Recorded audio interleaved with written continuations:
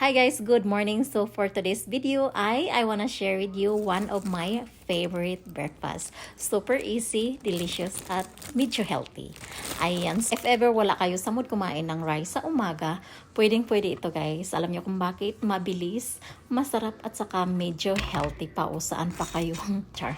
Alright, so ang tawag nito is cashew butter and dates toast. So, ngayon maglagay na tayo ng cashew butter. Ayan, spread lang natin ng maayos. So, pagkatapos nito ay ilagay na natin ang ating chopped dates. Ganyan siya guys.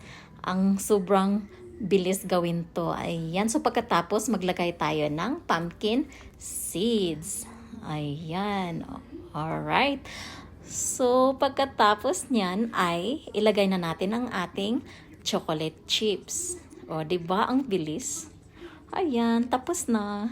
Alright, so guys, ito na ang ating breakfast ngayon. Ayan, so mayroon tayong boiled egg dito at saka matamis na watermelon.